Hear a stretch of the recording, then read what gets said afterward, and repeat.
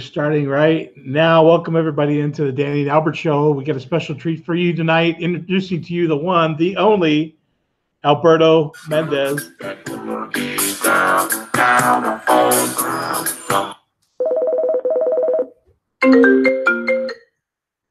Technical difficulties.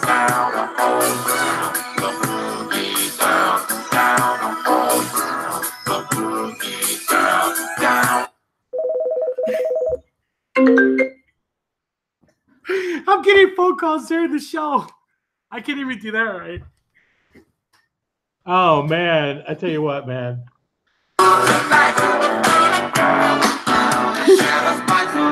That's what happens when you run a live show. When you run a live show, that's what happens. But let me queue up our I guess no, nothing. Nada. How was your week? Remember to kill my friend Ilya later for calling me right in the middle. That's all right, man. We what was I gonna say? I don't even know what I was gonna say, but welcome in. We blew it. We had this incredible presentation for everybody. We're gonna get Albert because he is the king of swing. I had backup dancers and everything that were gonna come out of the kitchen, but they're totally union, so I have to send them home after I mess that up. Oh man. So folks, we're sorry we tried, but hey, did we get an A for effort? And by the way, subscribe if you want to see more of that. But no, the way it was supposed to work, let me set this up for you. The way it was supposed to work is actually Albert was going to add a little spice to the show tonight and want to get the boogie on. Little boogie, little sweat, do some cardio, because today we're going to talk about, our struggles with weight and, how, we lost the weight, gained the weight. So like you said, the running joke, like you and I can never be thin at the same time. So we'll recover the show back. But this week we're talking, before we get into the show topic, but anything happened for you this week? Any no, nothing really crazy. Just just working stuff, and you know what I mean. And no, nothing really. Nothing insane. I didn't get arrested or anything. So, how about you? Well, I took Karen to I don't know what to call it. I call it the Mexican Mechanic Mall, but I have not had the radio working in the white car, the little white car. So I've been looking for a place that could work on it and get the radio going. And I finally drove by this one place, and there was like a handmade sign that said El Capo, which should have warned me. It's like El Capo Audio, which in Spanish means no warranty. Yeah. So anyway, we went in there, and poor Karen, man, she's the best. She follows me everywhere, probably to her fault, my fault. But so we go into the Mexican auto mall, and there's like cars everywhere that haven't been used in forever. There's a taco truck, there's dogs around, and she's kind of giving me that look like, is this okay? And then Landon's in the back like adventure. So we're getting the car looked at, and these two guys come out, man. They just look like they're straight out of, what's that called, casting? Casting for El Chapo. Yeah, exactly. So these dudes were just like, didn't want to say the wrong thing, but no, actually they were pretty cool, man. They worked on the car for free for about 20-25 minutes, figured out what was wrong with it, nice. And so they're going to get a stereo put in. But it was just funny to see Karen and Landon. Karen was good. Yeah, but basically putting your life on the line to save $20. Yeah, well, exactly. Which is total Mendez, So, but actually, going back, I did have something. The whole dance thing that got messed up in the beginning and stuff is basically, I was showing you Carter, but I forgot to mention my friend Ben got married, and I took my girlfriend and we went and we had a great time, and I hadn't seen people in a while, and it's good to see everyone I grew up with and stuff, and I sort of yo-yo in weight, so people, are we on? Yeah, we're on. Okay, just want to make sure. So and I yo-yo all the time. My diet yo-yos. So my yo-yoing is like when they see me, I'm like, all right, maybe I should get in shape, and so on and so on. Are you all right, Dan? Who's talking? All right, cool. Yeah. So no, keep talking, man. We're having some more technical difficulties. we're gonna lose our 26 subscribers. Yeah. Here in a second, and for some reason, it may. I'm coming in, right? I'm not coming in anymore. How's it? Is it working now? I can hear you. Can you hear me? Yeah, but it's supposed to be flipping. When I talk, you're supposed it's all right. It's all right, Danny. If I don't, as long as you can hear me, they can hear me. Yeah, hold on a second. But I'm not coming on, and okay. Should I? Am I on now? You see me? Still can't see me? You got your camera on? I mean, like I'm running solo here then, but so I can hear you, so maybe your voice is manually. Go ahead. Your voice is coming through, but basically, what I was saying is that my friends saw me in a yo-yo diet, and they see me they've seen me super thin, they've seen me heavy. At one point, I weighed 480 pounds at my highest, and I actually thought I was having a heart attack, and it was just I basically had pneumonia. And that's when I decided to lose a lot of weight. And if anyone knows my brother, growing up, I was thin in high school and in junior high. And my brother was, he was heavier. I would say, pushing in the 300s somewhere, maybe high 300s. And, we've struggled with our weight our whole life. And we sort of brushed over it last week. But I definitely want to talk to you about like the struggle of weight and how we've struggled with weight our whole life, and everyone's journey is different. You could think of any diet that people have lost a lot of weight: the grapefruit diet, the avocado diet, the whatever, the keto, the Atkins, South Beach, whatever. But those are all just tools to help you with your weight. Right. And so just we're having little problems figuring out how to go back and forth, so we'll try to keep it moving as best we can. Sorry, folks, but you get, we're rookies. But we're going to talk a little bit about my journey, what happened, and then talk a little bit about Albert, kind of like how he got going. But basically, with like Albert was talking about, we struggled as kids. It all kind of started like it always does, when you're kids. But when I got in college, this is annoying me now. Sorry, guys, but I'm sorry. Yeah. What are you not? Are you not popping up? Well, I'm popping up, but you're not. And I'm not. Here, give me a second. Nothing. Hold on a second.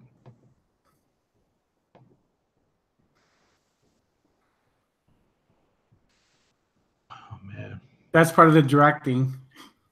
Sorry, folks. There's a learning curve here, and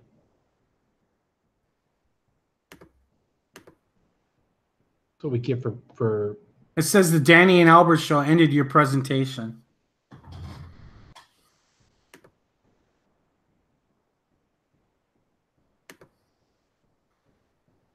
Man, guys. Do you want to call it? Are you about it's doing it now. It's doing it now. All right. We're good. All right. I don't know what we did, but we fixed it. Sorry, guys. Yeah. Okay. Oh, no, so we're good. Okay. So we back on? We are live. Okay. I mean, I see you. Yeah. Okay. All right. Folks, you have my word. No more dancing and show dancing. We should call this episode the technical difficulties episode.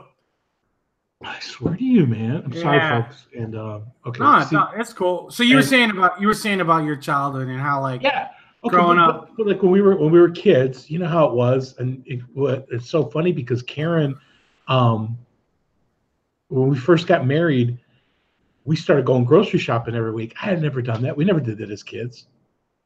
Oh no. I mean, I often say people nowadays, and this is, anyone who knows us and grew up with us knew we were poor. But here's the thing about it. They were poor too. And you don't realize that you were poor and that you were struggling as a child, that, until you get older, you realize You should shop. You should have 3 meals a day. It should Oh be. no, and then that was another thing too. Is when we first got married, Karen started making 3 meals a day, Right. breakfast, and then I'd have lunch at the college, and then there'd be dinner when I came home at night. That was a big thing because we didn't grow up that way. You know, not Well, trying to bash. It's just the way it is. Okay. Well, So it's like, single mom. What does a single mom do? She works. You know, I mean, this was back in the day, like when kids walked to school. 70s child. You know what I mean? Like nowadays, it's like, kids are still 10, 11, 12 years old, and their parents are still driving them to school when they live like 2 blocks away. Right. And back in the day, so right. we were self-sufficient. Right. Well, we were scavengers. We were scavengers. Yeah. I mean, the basic. But the thing is like growing up, because of that situation, we grew up with the mindset of, man, you better get all you can right now because you don't know if there's going to be anything later on tonight or tomorrow. And so, we didn't understand. Hey, just eat what you need for right now. Right. It'd be okay. No, I mean, if there was a lot there, I mean, we're gonna tag it. Well, not only that, it's like I don't want to bash mom, but mom. I mean, if we were poor, mom was poor square, like agricultural worker. They eat during their breaks. They eat once a day. You know what I mean? Like what happens is like anything, people seek comfort in food. I know I'm a food addict, and I can openly admit I'm a food addict. Like my girl knows that I don't even keep food in the house. I tend to buy food every day or every couple of days because if it's in the house, being a kid, you remember this, Danny, like when mom would go to Aldi's, which is not like a high-end store, or like other places like Joel's and stuff, and bring stuff home. We were just like, our eyes would light up and we're like, and we sought comfort in food. And it's like, and everything that you're saying, there's a lot of people out there struggling right now. Like for instance, they seek comfort in food. They don't know what a nutrient dense meal is, like what actually should be eaten, because we're still on the pyramid, which Right. And we'll talk about some of the dieting in a minute. Sure. But anyway, so we get these really bad habits growing up, and like not knowing when to eat, right? Like because we didn't eat. You say 3 meals a day. We ate whenever we wanted to. So that's not knowing when you eat, and Yeah, and then obviously eating late at night, eating stuff that's bad for you. Sure. And just not getting those proper habits. So that being said, so by the time I made it to college as a freshman in college, I was pretty bad. I was well over 350 pounds, probably closer to 385. And I was a freshman in college, and you learn to cope with it, right? And so you do you do become a little bit self-deprecating, to be a little bit more accepting. You try to be the funny guy all the time, and the fat. Let's just call it out. The fat guy's the funny guy. He has to be charming because you're like, you know what I'm saying? It has to be personality. Right. Good-looking guy walks in the room while the women are like, oh, who's that dude? You know what I mean? So to get attention, you work the room like a comedian. Yeah. Well, so that kind of played out. So then when I was a freshman or sophomore at college, like my freshman year, honestly, it's a blur. I don't even really remember it all that much. But my sophomore year of college, I struck up a friendship with a girl. Isn't that the way it always happens? And we became really, really good friends. And then to the point of getting to find out if we could start dating, whatever. But make a long story short, her parents weren't for it. Parents didn't want her dating me, and so it broke my heart. But in the back of my mind, I got this thing of she's not dating me because I'm fat, and we didn't have anybody to kind of reaffirm you that, hey, you know what, that's not the case. You're good. So in my mind, I started getting that 80s movies mentality that you had to be the skinny jock, so I probably started to lose weight for the wrong reasons. And even after I started losing it, it was a journey of finding out, like, hey, it really, the old cliche that we tell people, it's really who you are on the inside. It took me a long time to really find out that process and get there. But anyway, So it was wrong, probably the wrong motivation to start losing weight, a girl, so to speak, and thinking that if I lost this weight, that it would Well, change the stuff on the inside. So anyway, I came across Fit for Life, and that's basically how I did it. We'll talk about more about some of the reasons for dieting and how to get better at it and everything. well, But how much weight did you lose? I lost. So you went from 385 to like what? Like give them an estimate. I mean, like I went down to like 155. 155. And how did you lose the weight? Besides doing the Fit for Life, which Fit for Life, if you want to read up on it, you can read up on it. It's basically using your body cycles to burn calories and lose weight. Yeah, like we'll put it in the link. It's a great book. It's sure. a good book, but it's a lot about combinations, like not eating carbs with meat. If you're going to eat meat, just all meat. If you're going to eat carbs, just all carbs. No combining of cheeses with proteins or carbohydrates, I think. And then it was a lot of fruit in the morning. And then I started to jog. I started to jog. Yeah. And it's funny because when I first started, you're walking, right? I was like a donut with little cankles, just walking through. And I remember seeing people snicker and laugh when I first started. And I just kind of took it as motivation, like, yeah, well, 6 months to a year from now, let's see who's laughing, And it came out fast. It came probably too fast. And down the line, when we give some advice about this, look at us, fat guys giving. But just talking about our journeys. So you got down. So you got down to 155. So it means you lost 100 to. Well, you got down to 155. Yeah, probably from like from 380. Yeah. So you lost 230 pounds. Yeah. Right? Yeah. Okay. So you lost 230 pounds using your body cycles and jogging. So you did cardio and you did body cycling. And you also did caloric intake because you actually, if I remember, you were doing like 900 calories. You weren't even doing like the proper like 12.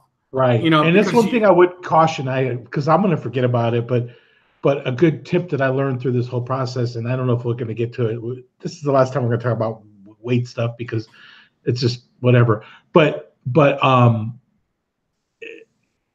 what happens is when all you do is run and do cardio, because there's a lot of folks that you do cardio and you're going to lose the weight.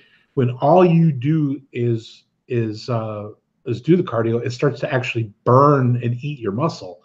And what starts to happen is you lose muscle mass because you're not building it. You can only build that through resistance training or weight training. Right. And then also too, I don't want to get lost in the woods. I don't want to get no. But I'm adding to your point right there. The biggest reason why you're interrupting me. Drink your coffee.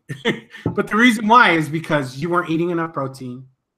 That's the number one reason. You were not eating your body in protein. And the other reason is the body doesn't like to burn fat. So it eats everything else. And so it basically ate your body because it didn't want to burn the fat that it had, on its body. Right. So, yeah. And so that being said, I lost the weight and I kept it off for a long time. I probably kept it off 8 to 10 years. But what I found out was when I took off that weight, I thought, oh, yeah, there's this lion inside of me that now that I've lost the weight, I'm going to be this man. I'm going to walk in the room. I'm going to own the room. And that wasn't the case. I still had a lot of the insecurities, a lot of the and the worst part about it is, I've told people this before, when I was in college, a lot of people actually thought, probably, maybe I'm speaking for others, I don't know what their thought was, but I think a lot of people thought I was cocky, arrogant, stuck up, and I may have been. There might have been a tinge of that, but quite frankly, I just was a scared little kid inside that felt like I was a really, really small fish in a big pond, and I couldn't hide behind that fat guy image anymore because I wasn't. So I didn't have anything to hide behind. That never goes away. Like it doesn't. Like body image is huge for you and I. It is. So you lost your weight that way, and you talk about confidence and losing weight. What I want to say is this, and this brings me to my weight struggle. So number one thing, it's not a diet, it's a lifestyle. Anyone that tells you differently is not giving you solid advice. A diet, read up the term diet. It's what you eat. It's not. And actually, hey, not to interrupt you, but yeah, that's actually one of the game-changing things I learned from that Fit for Life. Right within the first couple of pages, it said diets don't work. And that right. really, once I got that in my mind, that I wasn't just going to diet, lose the weight, it had to be a lifestyle change. And that's really Right. what was a game changer. Well, it's because it's a misconception. People don't know what the word diet means. People associate dieting with restrictive eating for a short amount of time, so that, like, when I went to this wedding, I could be thinner. You know, summer's coming up. Summer just passed. People thin out for summer because they're going to wear their beach clothes to go out. Diet. Read the definition of diet. It's basically what you eat. So, you know what I'm saying? Like a squirrel's diet is nuts. You know what I mean? It's what you actually eat. And so diet for me, and you know, I used to weigh 480 pounds. And I will tell you this, it's 99.9% of it has nothing to do with food. Something inside of you has to click.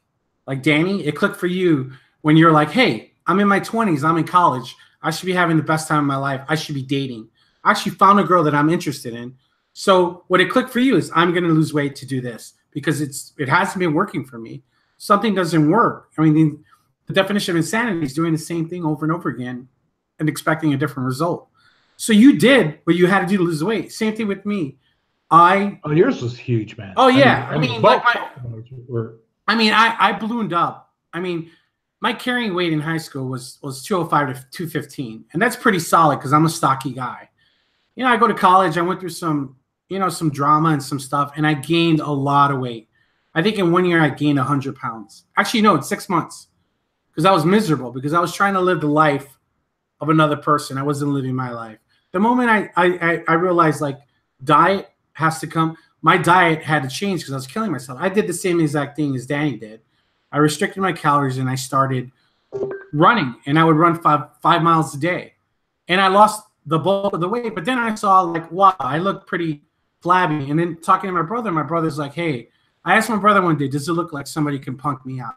Because the one thing in South Chicago is you don't want people to punk you out. You want to be able to walk the streets, and people, the intimidation factor, you want someone to look at you like and not look like a victim. I look like a total victim. I look like I was an Ethiopian runner. I lost so much weight. So what did I do? I started reading up on books. I started bodybuilding.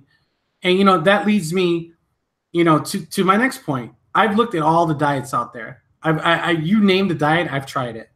And what I've actually, go ahead, Danny? Yeah. Well, are you going to talk about keto? Yeah, I'm going to, because we're kind of into it, so I'm going to get into it. Listening or watch this video, and you'll be like, hey, I don't struggle with weight.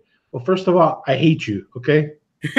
I'm just telling you, I hate you. Yeah, they're called high metabolism. I have such a high metabolism. I can't, okay, I hate you. But maybe your problem is not weight, or maybe you have this big, huge problem. It's something else. Yeah. You know, we want to encourage you and challenge you and say, hey, whatever that problem is, whatever that giant is, you could tackle it. You know, you could do it. And so both of us have had some, you know, a very big problem, but I'm glad that you know, I started that journey. But go ahead and talk about the keto a little bit. Well, yeah, you said you looked at a bunch of diets. Yeah, I've tried. You name it. Let me tell you something. Most people that are overweight, I mean, you're looking at me like, you know, you want to learn about keto, but at the same time, you already know how to lose weight. Cut out sugar. It's 101. Cut out processed foods. That's part 2. Caloric intake. That's 3. Some kind of exercise, you need it. But, you know, what I say is this. If given a choice, if it's diet and exercise and you can only pick one, choose a proper diet. Because the moment you stop working out and you still eat like a horse, guess what? I mean, I have friends that they balloon up all the time. When they're working out, they're fit. They look like they could step on a bodybuilding stage, right? But then I see them like 3 or 4 months later, and they got a huge gut. They're flabby in the face.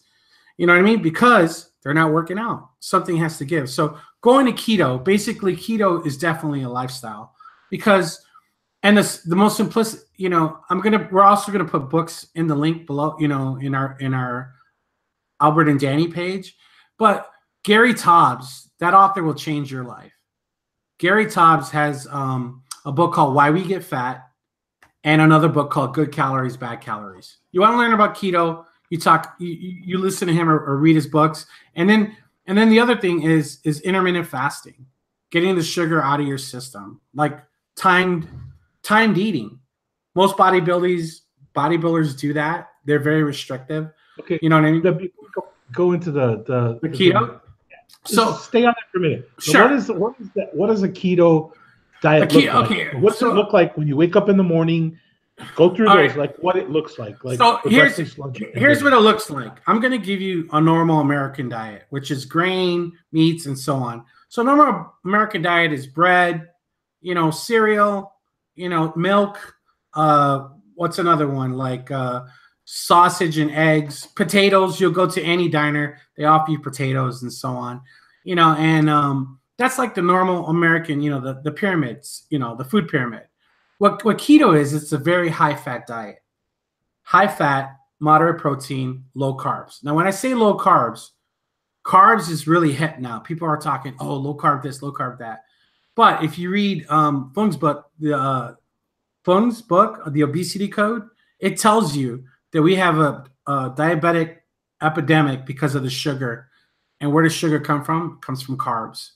Carbs are sugar. So what the keto diet is by keeping it very restricting your carbs and processed foods and sugars, which also means like Coke and your drinks too, coffee, your lattes, whatever, milk. I mean stuff that can be converted into like sugar, right? By doing that, your body basically stops using carbs as an energy source, and a little switch goes off. And you actually start burning ketones. Your body starts burning, the stuff you eat. It actually starts burning the fat that's on your body. So, I mean, like, so go ahead, talk through like what sure. a day looks like. A day looks like for me when I'm eating 3 meals a day. In the morning, because it's also calorie restriction to a point. You can't eat $5,000 calories worth of meat. Like, remember the chick in the Boston market? Yeah. Albert was getting into the Atkins diet, right? And one time, and I wasn't losing any weight, and I didn't know why. And my brother met me at Boston Market, and I literally was eating a whole chicken for one meal. And I'm like, I'm on Atkins. And I said, I don't care what diet you're on, you can't eat a whole chicken lose weight. Yeah, it's true. But it's like okay. So go back. So going back. So the morning. So the morning, what the morning looks like. In the morning, 2 eggs, which is 140 calories, turkey bacon, you know what I mean, or regular bacon because it's high in fat, a piece of sausage that's low in carbs, and and a cup of coffee. That is, and then for lunch, that's breakfast. Okay. Lunch is ground turkey with broccoli.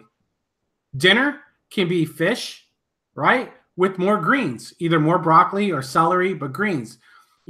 Fruit is very high. So what did you do? Because I know this is what kills me when I try to do those. Let me finish. Go ahead. What did you do because when you do that keto, your body processes that really fast. Sure. So you are hungry like within 2 hours of eating. Well, that's what intermittent fasting. I've recently learned in the last year and a half, 2 years, that's where intermittent fasting comes into play.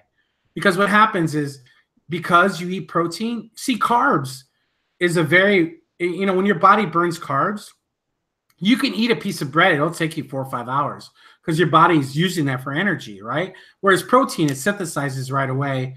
And that's why you constantly have to eat protein and fat. Yeah, because that's what I was going to ask you is because when you eat that protein, you start to crave those carbs because they're filling. Oh yeah, and you get that feeling of satiation. What did you do to overcome that? Well, originally what I did was I ate very small meals and I spread them throughout the day. That was my original. I no longer do that. What I do, and this is me being hardcore. When I'm really hardcore, I only eat 2 hours a day because I let the body drain itself from its sugar. I'm not spiking my insulin. See, what happens is every time you eat, this is why you're hungry. You're giving your body enough, right, to stay hungry, When you're in the feeding state. So the moment you eat something, your body thinks it's going to eat. So it's like, yes. And I treat the other biggest thing is this. You asked me what does a normal breakfast looks like. I'm going to tell you something where I lost the most weight in 6 months. I'm going to give you the keys to the city. If you eat chicken and broccoli for 3 meals a day for 3 months, I guarantee you'll lose 60 to 80 pounds because that's all your body needs, protein. And when I would saute the broccoli in butter, high fat, a lot of butter, but I would still stay under 1,200 to 1,500 calories. And this is when I was like, okay, you remember how big I was. So then, I mean, just being honest, yeah, I'm learning too. That's why I'm asking because okay. Yeah. Can any carbs derail okay, let's say you're on this keto and you're getting into that ketosis. Let's say you slip and you have a piece of pizza or a donut or something with high carb. Does that can that it does. And this is basically the way to look at it. So and this is not me, don't trust me. Google this, search the internet, go on YouTube or whatever. They say 50 or less. Okay, 50 or less carbs a day. Now that's every carb. Splenda has carbs. There's carbs like in everything. 50 or less, your body will go into what's called ketosis. They sell these sticks that you can buy on Amazon that lets you test through your urine if you're in ketosis. And they also sell blood sticks that let you test if you're in ketosis. The moment you go above a certain amount, and people's tolerance are different, right? My tolerance is really low because I've been very restrictive for years. So if I eat more than 20 carbs a day, I literally, you've seen me, I'm like a blowfish. I swell up because we're carb addicts, but it's poison. Any diet will tell you you can lose 10 pounds in a week or a month. That's because it's all water. So when you say, what does carbs look like? It's less, I would say anywhere from 20 to 50, but you should get those sticks and see how you feel and stuff. And once you do that, like, you're right. Once you have one meal like that, people's are different. Some people can get into ketosis in 3 days, but they normally, if you read up, it says 7 days. So the moment you have a cheat meal and you eat all those carbs, it's going to take you 7 days to get back into ketosis, like the normal average person. And so if there's anybody out there that, you're interested in that, you have any questions, you can reach out to Albert on our Facebook page or the YouTube page. You can reach out to him on that. But let's talk for a minute. We just got a couple minutes. There's also a great website. There's also a great website that it's called Ruled One, Ruled RULED 1. I believe that's the website, and it's basically will tell you everything you need to know to keto.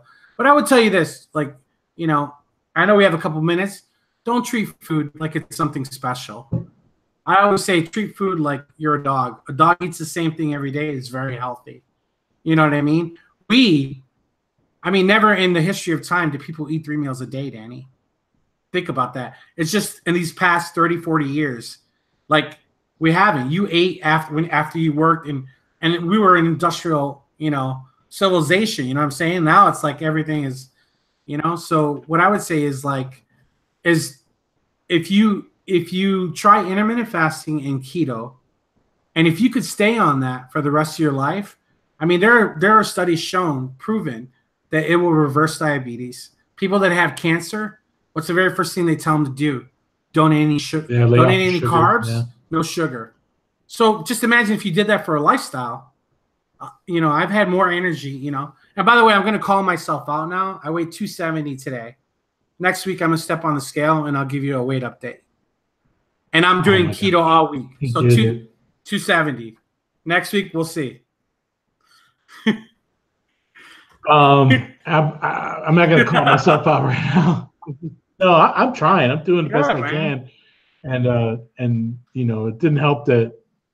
Okay, I was just going to confess a sin, so to speak. We went to this. Okay.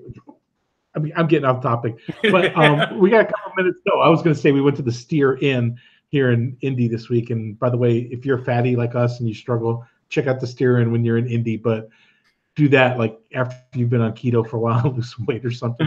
But let's talk just a couple minutes because I don't want to go too long. But some of the things obviously that lead people to food and that kind of stuff is what's going on inside and we're not psychologists, and we can't fix anybody, but I do want to talk a little bit about my stuff and our stuff. But one of the things I do want to stress to people is you can't fight this battle alone. You got to have people around you. But that's one of the problems of addiction and food addiction and obsession, that kind of stuff, is that I had heard a pastor say something a long time ago. It was really, really good. This grows in secrecy. And that stuck with me, because what he was saying is that when you don't talk to others about it, and when you stay isolated, the problem gets worse. And it's like a vicious cycle. You gain some weight, you don't feel good about yourself, so you pull back and you get more isolated.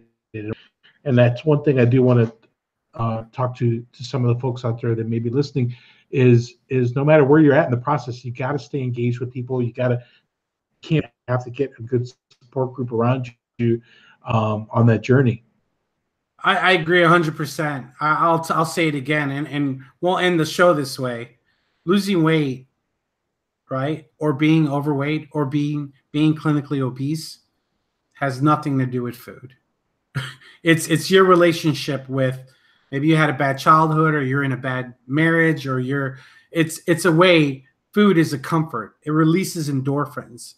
You feel a certain way after, and then you feel guilty about it. So it's like a double-edged sword. I was depressed for a very, very long time. That's why I weighed 480 pounds. When I realized to heal myself from within, the rest, honestly, was easy. Yeah, and also the thing you have to look, if you're prone to that, if you're prone to any kind of addictive behavior, it could be internet, drugs, alcohol, whatever, any kind of that's a component that it's in your nature. And one of the things that I found and was helpful was I really had to switch out one bad addiction for a good one. And that's where the jogging, like you mentioned, my endorphin release from the jogging addiction, a good obsession. Now that you can get carried away with that as well. But you do have to swap out bad behavior for good behavior. But there's a lot we could talk about on that. But we are going to try to put some links to books. You mentioned a couple. Books. I'll mention the two books, the two authors. Jason Fung, Fung, The Obesity Code, will teach you anything about intermittent fasting. And then the other one's Gary Taubes. He will actually teach you about the diet, that's the keto diet. I'm going to try any more cute. All right. But I can't handle it, but well, thanks for tuning in again, and we are going to keep some more broadcasts coming your way. We're not going to talk about weight loss anymore because, first of all, it's depressing. It's depressing. Did you know that John McCain passed away? Yeah, I heard. That's depressing. Well, thank you for joining us. No, I'm not ready to go. I'm not ready to go yet. You know what's even more depressing? What? He's not going to let Donald Trump speak at his funeral. Oh, wow. From the grave. Still getting back at him. That's John McCain, man. A true soldier. You ready, Ro? Yeah. Hey, well, thanks again. On another sad note, we'll end tonight. Thanks for tuning in. You folks are great. A lot of people have responded through messages on the Facebook page. But if there's something you want to hear about, Matt, I'm sorry, we didn't talk about Matt Rogers, a blast from the past. Matt Rogers checked in and said he wants to hear more about City Baptist basketball. We used to play basketball in the Ghetto Dome. Maybe that'll be next week. But it's good seeing you, bro. Yeah, it's good seeing you, man. Folks, have a great week at work. And again, if there's any way we can help you, reach out to us. And hey, I told you, Chava Balderas reached out to us too. Right? Yeah. Yep. Chava, if you're watching tonight, thank you for reaching that you called and checked in with us. But all right, we'll see you, folks. Have a great week at work. Have a great week. Take care of the kids, wherever life takes you. Hang in there, and we'll see you next week. Okay. Oh, and subscribe.